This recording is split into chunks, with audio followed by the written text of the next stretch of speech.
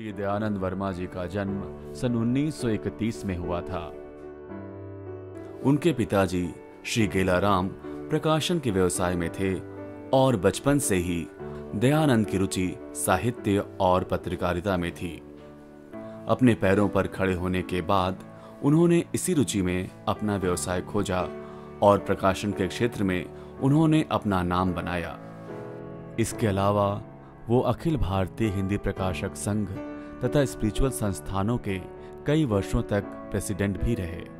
इस दौरान उन्होंने विश्व के कई देशों का भ्रमण किया तथा मनोविज्ञान, भारतीय संस्कृति एवं आध्यात्मिक ज्ञान के विषयों पर अनेक पुस्तकें लिखीं और कई वर्षों तक वे मनोवैज्ञानिक पत्रिका प्रकाशित मन के संपादक भी रहे।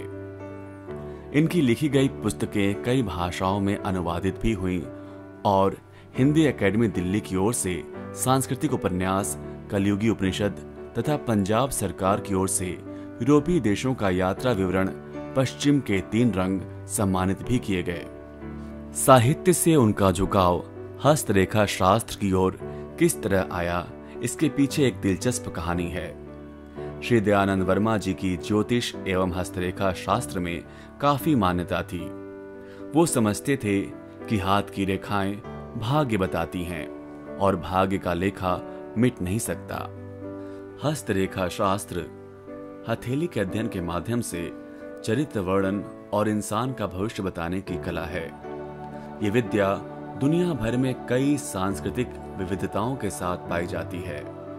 सन 1968 में एक पुस्तक की छपाई के लिए जब वे प्रिंटिंग प्रेस में थे तो एक आकस्मिक जिज्ञासा के चलते उन्होंने अपनी हथेली का एक प्रिंट एक कागज पर छाप लिया।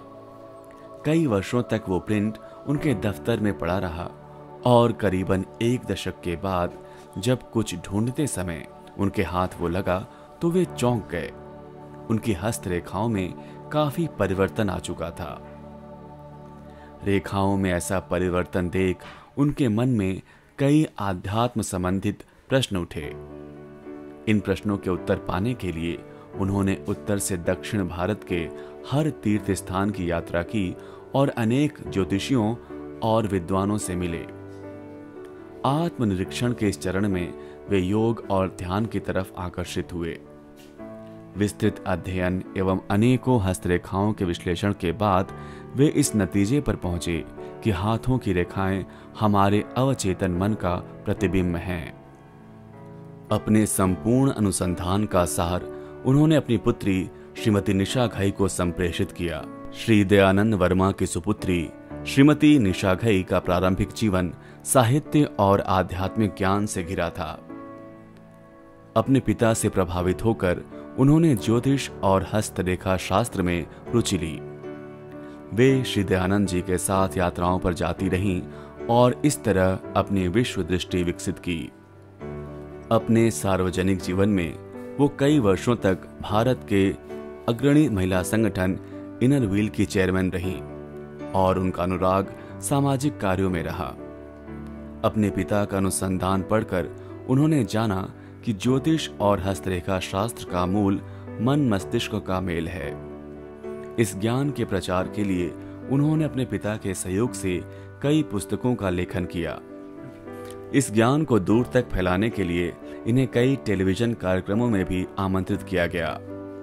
स्टार न्यूज पर प्रसारित रेखा और इंडिया टीवी पर प्रसारित नवदेवियां उल्लेखनीय हैं। समय समय पर उनके लिखे लेख गृहलक्ष्मी, नारित्व जैसी पत्रिकाओं तथा दैनिक भास्कर व अन्य समाचार पत्रों में भी प्रकाशित हुए।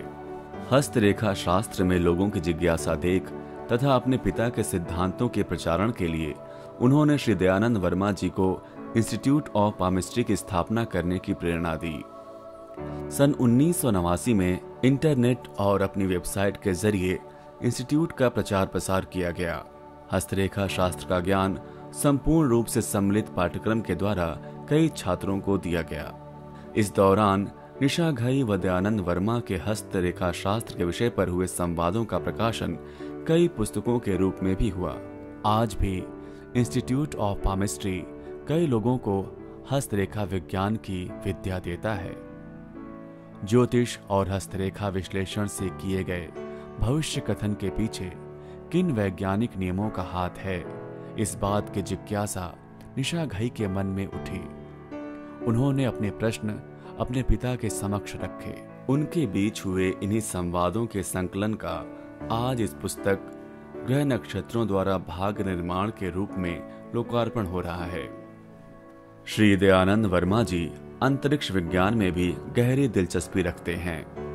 इस विषय पर उनके अनुसंधान का सार इस प्राचीन सूक्ति से पता चलता है, यत् ब्रह्मांडे तत् पिंडे। दयानंद वर्मा जी के अनुसार हमारे शरीर की रचना उन्हीं तत्वों से हुई है जिन तत्वों से इस ब्रह्मांड की रचना भी हुई है। आज के समारोह का आरंभ हम ऋग्वेद के 10वें मंडल के एक सूत्र नासदी सूक्त से करते हैं, जिसमें सृष्टि के आरंभ से पहले की अवस्था का वर्णन है।